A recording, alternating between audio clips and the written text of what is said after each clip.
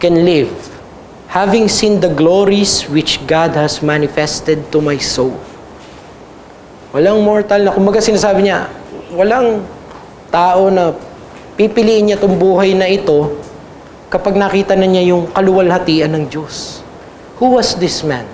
His name was Augustus. Not Caesar Augustus, ha? Augustus Toplady. The writer of Rock of Ages. Cleft for me. In one of the verse, while I draw this fleeting breath, when mine eyes closest to death. Yeah? Anong sinasabi niya? Rock of Ages, cleft for me. Dun siya nakakapit. Let me hide myself in it. Ganun ba tayo, mga kapatid? That's the first thing. And the second is this, madali na lang. The description of those who persevere. Not only because of the promised reward, but also of the description of those who persevere. Tignan ninyo, meron madaling kaligtaan na phrase dito sa text ng verse 12. Sabi niya, blessed is the man who endures temptation, all of these things. For when he has been proved, he will receive the crown of life, which the Lord has promised. Look at the description. To those who love Him. To those who love Him. The recipients of the promise of God is described as those who love Him. Not only are they described for what they have accomplished, passing the test, but they are described with their relationship with God. Now, let's go again to our present situation. There is this trial, there is this persecution.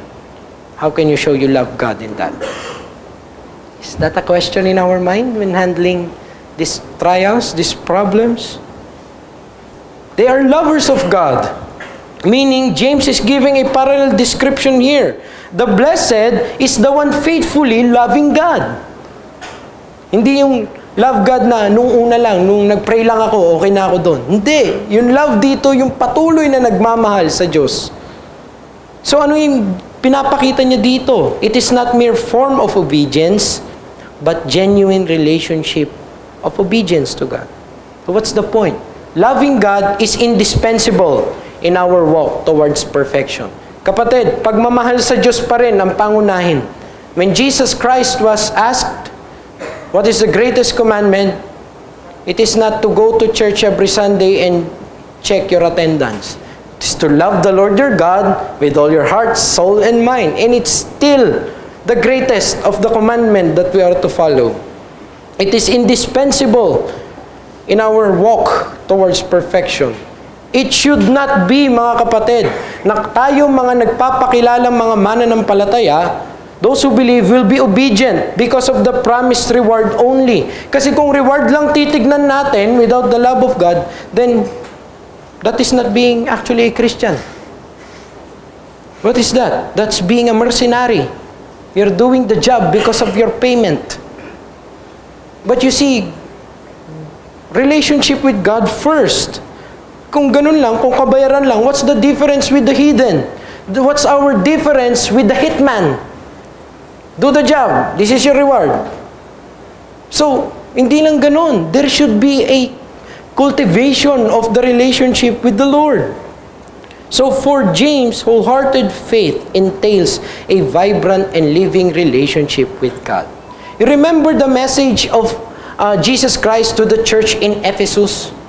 I know thy works, thy labor, how you have persevered, you have undergone trial, but I have somewhat against thee. Thou hast left thy first love. You lost the love you have at first. Nawala ang pagmamahal mo. Anong pinapakita doon? For the true church of God, it is not, hindi lang pwede na nandyan tayo sa mere formality. Kailangan may tunay. Kanina, we are being encouraged na as we read this, we do it with our hearts. Because it is not mere formality that will make you worship the Lord. It should come from within. It should come from the whole of life. The whole of you. It should be out, lumalabas, umaapaw yan sa pagmamahal mo sa Panginoon. So in other words, eternal life is a reward of loving the eternal God. So let me challenge you. Prioritize your love for God in your endeavors to be obedient to Him. Don't just be there for the reward, mga kapatid, but be there because of Him first. Faithfulness cannot be detached from one's relationship with God. Remember the time na pumapasok ka sa school, elementary, sasabihin ng pangalan mo, Jairus Misaon, present. Pero actually, yung mind mo nasa San Goku o nasa ano. Hindi, may natutunan ka nung araw na yon. Ganun din po dito. Hindi ka talaga tunay na nag-worship kung hindi mo intentional na minamahal ang Diyos. Kung hindi porsigido ang inyong mga kaluluwa at katawan na magpunyagi para makinig, para sumamba. That's loving. That's true love for God. Wholehearted. That is why we need to remind ourselves that this truth, no one is saved by works. And let me tell you, no one will continue by works. It needs faith. That's the point of James. Show me your faith. Yung faith mo, hindi lang yung alam mo. Gawin mo. Manggagaling dun sa katotohanan na iyon. You know, the culture is teaching us we tend to do right because of what God can give. But the Bible teaches us that we ought to do right because of God Himself, who is holy. Remember the account where it is said, "Be ye holy, for I will give you this. For I will make you financially stable. For I will erase all your problems." No. Be ye holy, for the indicative is this, for the objective is this, I am holy. Ganun din. Persevere because you know the Lord. So we ought to prioritize our love for God. Huwag mong kalimutan. Remember your first love. As you do this, as we do our worship services, as you do your weekdays ministries, as you wake up in the morning, your love for God should be first. Love for God should be first. There was a man in history named Bernard of Clairvaux. You may think of him as an unbeliever or a believer, but he is an influential man during his time in the 1100s. He lived through those times. And he lived a life of dedication to God. May masterpiece siya. Ang title, On Loving God. He wrote that. It became very influential. Binasa ng maraming tao. At sinabi niya yung reason niya, bakit niya sinusulat yung On Loving God. You wish to tell me why and how God should be loved. Kaya mo daw hawak yung librong yun. Gusto mong turuan kita kung bakit at kung paano mo mamahalin ang Diyos. Ang sagot ko sa iyo is this. My answer is that God Himself is the reason He is to be loved. Your knowledge of God should be enough for you to be faithful, to persevere, to love God. Just like what He is saying here. So, this is my concluding reflection. My conclusion.